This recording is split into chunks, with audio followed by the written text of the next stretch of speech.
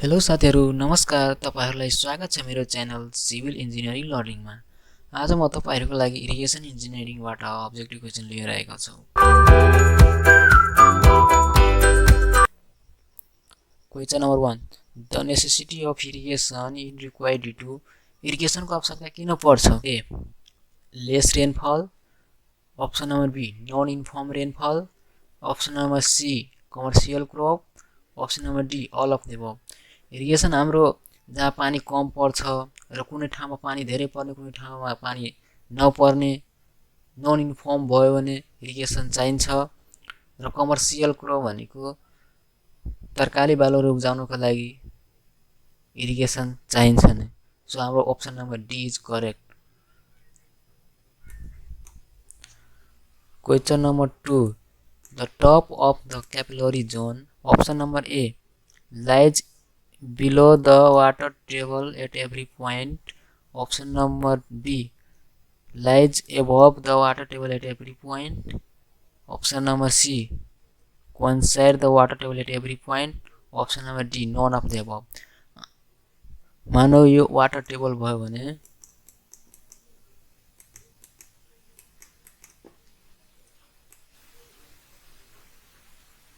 Capillary John water table भन्दा तल हुन्छ कि वाटर टेबल र कैपिलरी जोन कोइन्साइड हुन्छ।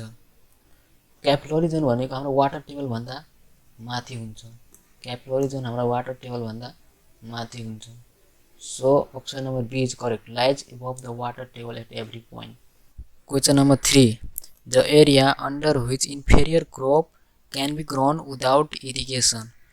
कस्तो किसिमको एरियामा इन्फेरियर क्रपहरु बिना इरिगेसनले ग्रोन गर्न सकिन्छ? Option number A dry zone, option number B arid zone, option number C semi arid zone, option number D hybrid arid John.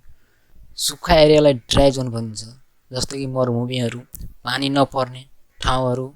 Arid zone भनेको थोरै पानी पर्ने ठाउँ, जसको कारणले गर्दाखेरि क्रपहरु ग्रो गर्न सकिदैन। सेमी एरिड जोन भनेको एरिड जोन भन्दा हल्का बढी पानी पर्ने जोन भनेको सेमी एरिड जोन हो। सेमी एरिड जोनमा हामी इन्फेरियर क्रपहरु ग्रो गर्न सकिन्छ। So option number C is correct.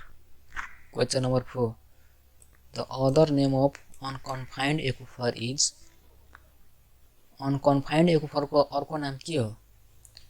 Temporary aquifer, B number permanent aquifer, option number C free aquifer, option number D perched aquifer. Aquifer भनेको जस्तो कि फिगरबाट हेरौं, एक्विफर भनेको पर्मिएबल लेयर र इम्पर्भियल लेयर बीचको लेयरलाई एक्विफर भनिन्छ। अनकन्फाइन्ड एक्विफरको अर्को नेम भनेको फ्री एक्विफर हो। So option number C is correct. Unconfined aquifer भनेको फ्री एक्विफर हो।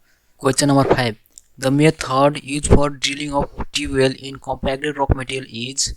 हार्ड रकहरु भयो भने ड्रिलिङ गर्नको लागि पर्क्युजन मेथड युज गरिन्छ। So option number B is correct.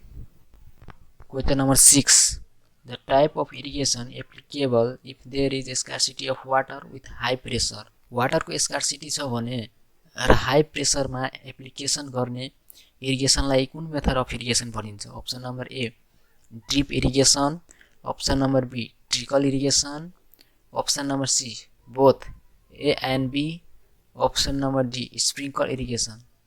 High प्रेसरमा एप्लिकेसन गर्ने इरिगेसन सिस्टमलाई स्प्रिंकल इरिगेसन भनिन्छ, जस्तो कि यहाँ फिगरमा पनि हेर्न सक्नुहुन्छ।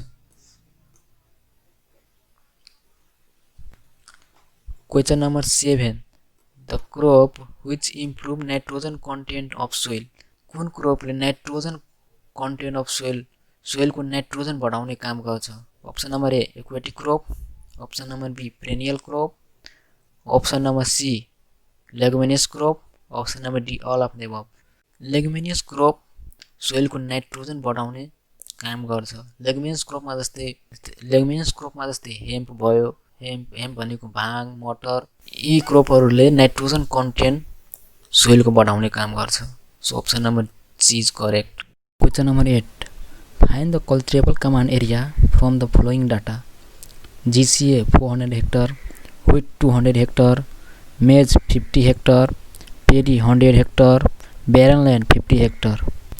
GCA भनेको gross command area. Command area भित्र कल्चरेबल र नन कल्चरेबल एरियाहरु पर्छ। बेरेन ल्यान्ड भनेको नन कल्चरेबल ल्यान्ड हो। विथ भनेको 200 हेक्टर, मेज भनेको 50 हेक्टर, पेडी भनेको 100 hectare. 100 200 plus 100 350 hectare. Culturable command area भनेको 350।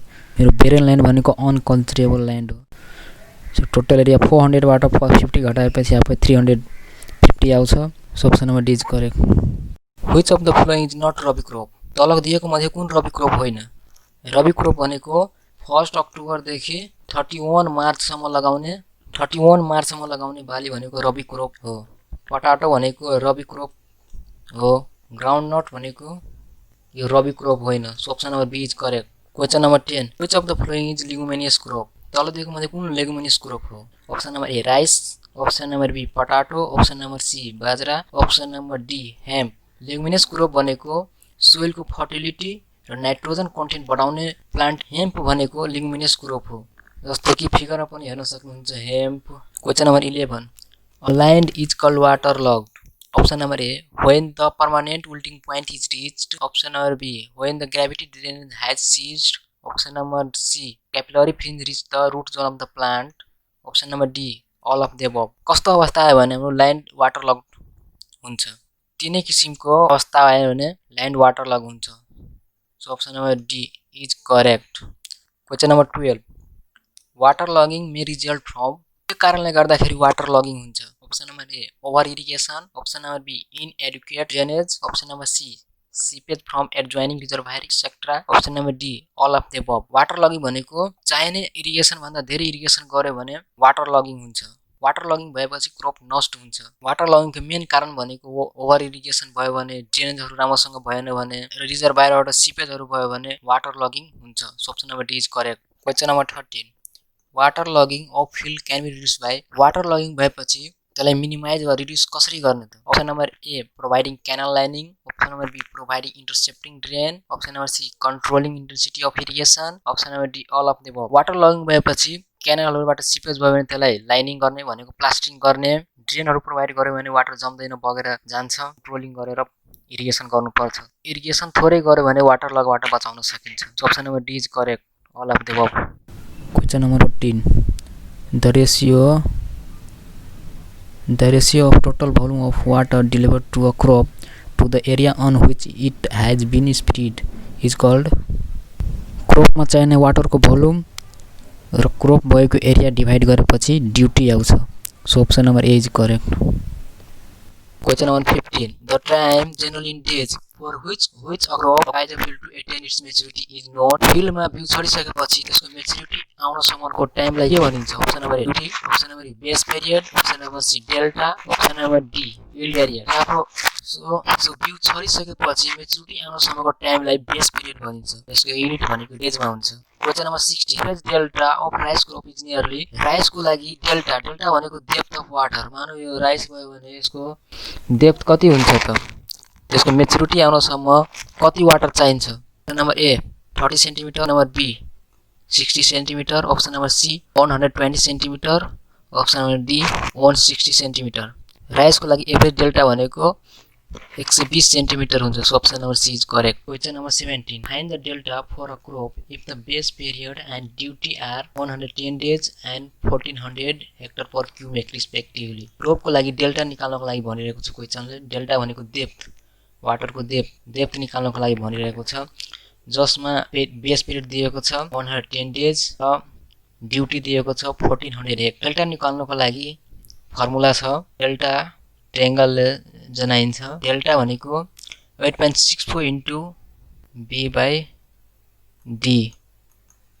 बेस पिरियड भनेको 110 डेज र ड्युटी भनेको 1400। यो मिटरमा, यसको एन्सर मिटरमा आउँछ र 100 मल्टिप्लाई गरिसकेपछि सेन्टिमिटरमा आउँछ।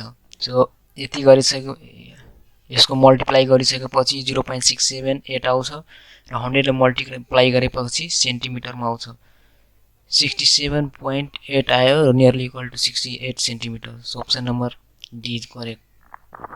Question number 18 the process by which unculturable soil made culturable soil is known as. Unculturable सोइललाई कल्चरेबल बनाउने प्रोसेसलाई रिक्लामेसन भनिन्छ। उर्वरा शक्ति बढाउने reclamation. So option number A is correct. Diversion head work is constructed to. Diversion head work किन construct गरिन्छ? Diversion head work किन कन्स्ट्रक्टेड गरिन्छ? Option number A lower water level in the river. Option number B regulate the intake of water into the canal. Option number C regulate silt into the canal. Option number D all of the above. Diversion head work रिभरको water रोकेर क्यानलतिर divert गर्नको लागि construct गरिन्छ। So option number B is correct. Question number 20 the main function of diversion head work of a canal from a river is. Diversion head वर्कको main काम के छ? Number A to remove silt remove गर्ने काम गर्छ कि? Option number B to control flood बाढी control गर्ने काम गर्छ कि? Option number C to store water store गर्नको लागि? Option number D to raise water level. Diversion head वर्कले रिभरको पानी रोकेर अप स्ट्रिममा वाटर लेभल राइज गर्ने काम गर्छ। So option number D is correct. Question number 21 a device provided near weir or dams to facilitate the migration of fish up stream or down stream around the weir is called. Fish up stream र down stream migration गर्नको लागि कुन device provide गरिन्छ? Option number A fish net. Option number B fish ladder. Option number C fish channel. Option number D fish pond. फिसलाई migration गर्नको लागि fish ladder provide गरिन्छ। So option number B is correct. Question number 22 a canal design to irrigate throughout the year is. 12 महिना canal भएर land irrigate गर्नको लागि कुन canal design गरिन्छ? Option number A permanent canal. Option number B perennial canal. Option number C continuous canal. Option number D green canal. 12 महिना irrigate गर्नको लागि perennial canal design गरिन्छ। So option number B is correct. Question number 23 total losses in canal is. क्यानलको total losses कति हुन्छ? Option number A 40% of total discharge. Option number B 10% of total discharge. Option number C 60% of total discharge. Option number D equal to seepage. Canal losses हाम्रो 10% of total डिस्चार्जको 10% लिन्छ। So option number B is correct. Question number 24 the total depth of water required by a crop during the entire period the crop is the field is known as. क्रपको total depth of वाटरलाई के भनिन्छ entire पिरियडको लागि? Option number A crop ratio. Option number B crop intensity. Option number C delta. Option number D duty. So क्रपको total depth of वाटरलाई ट्रायङ्गलले जनाइन्छ। So option number C is correct.